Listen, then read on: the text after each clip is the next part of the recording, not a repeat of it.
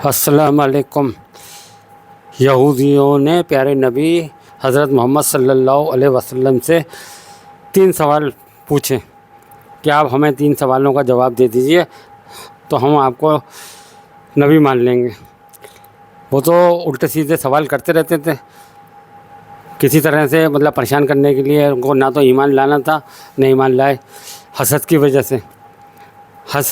سے، تکبر کی وجہ سے وہ ایمان نہیں لیا،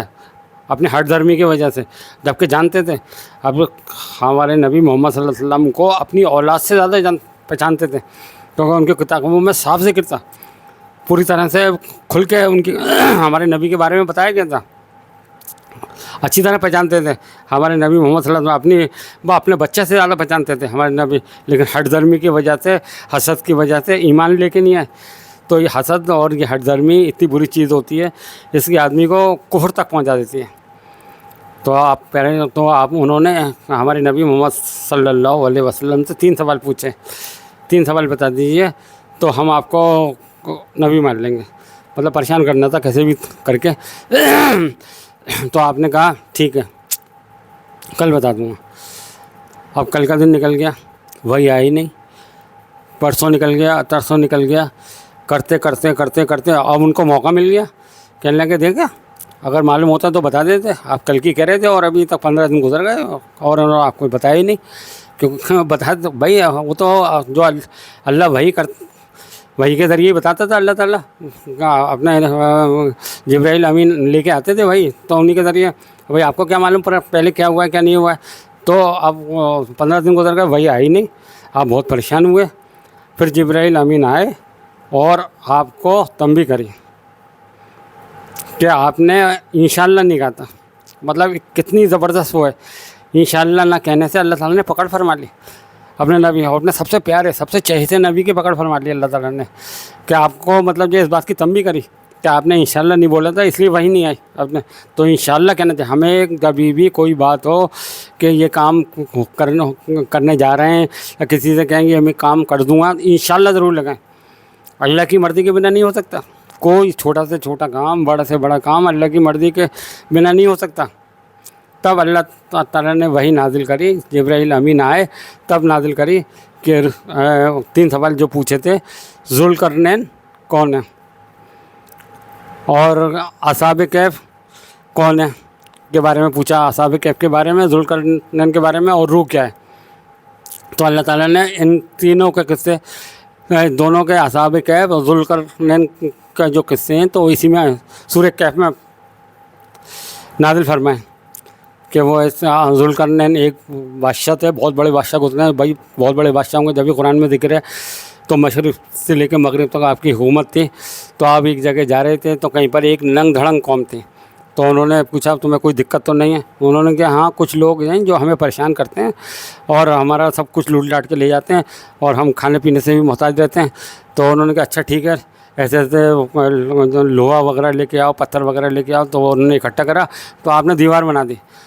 تو دیوار کے پیچھے قید کر دیا ان کو، وہ مطلب ان کو پھر پریشان نہیں کرتے تھے۔ تو وہ جو کو قید کرا ہے وہ یاجوج ماجوج، اور وہ قیامت کے قریب کھل جائیں گے اور بہت زبردست تباہی مچائیں گے، بہت زبردست، آدمی گھروں میں قید ہو جائے گا، ان کا مقابلہ نہیں کر پائے گا، کیونکہ وہ انسانوں سے 10 گنا زیادہ ہوں گے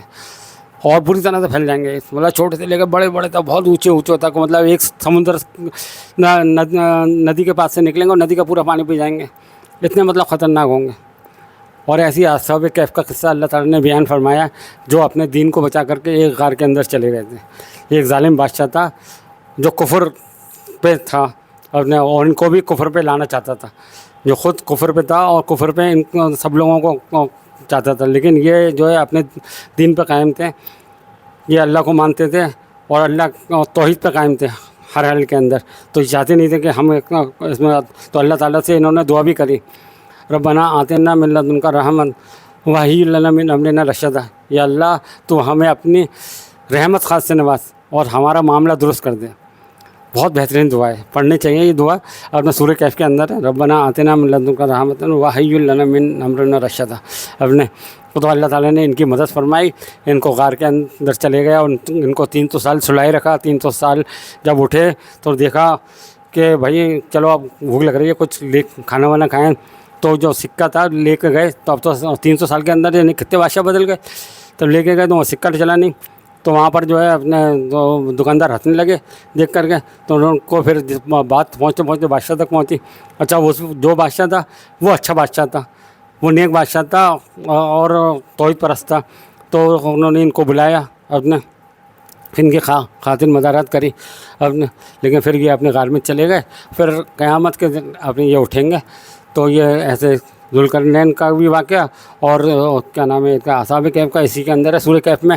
اور روح کے بارے میں سورہ بنی اسرائیل کے اندر ہے، یسألونک عن الروح قل الروح من امر ربی وما اوتیتم من العلم الا قلیلا۔ آپ سے روح کے بارے میں سوال کرتے ہیں، کہہ دیجئے یہ میرے رب کے حکم سے، یہ میرے رب کے حکم سے، وما اوتیتم من العلم الا قلیلا، اور تمہیں بہت کم علم دیا گیا ہے، تم نہیں سمجھ پاؤ گے یہ روح مطلب کیسے بنی ہے، کیا ہے اس کا مطلب وہ ہے۔ تو اس لیے اللہ تعالیٰ نے یہ تینوں چیزوں کا جواب ہمارے نبی محمد صلی اللہ علیہ وسلم کو جبرائیل امین کے ذریعے بھیجوا دیے اپنے۔ تو اس میں بڑی ہم لوگوں کے لیے نصیحتیں ہیں، ان واقعے میں، ان قصے میں اللہ تعالیٰ نے جو قرآن میں قصے اور واقعے بیان کروائے وہ ایسے نہیں فرمائے، کچھ نہ کچھ اس کے اندر نصیحتیں ہیں، کچھ نہ کچھ آپ نے جو ہے ہم لوگوں کے لیے آنکھیں کھولنے والی،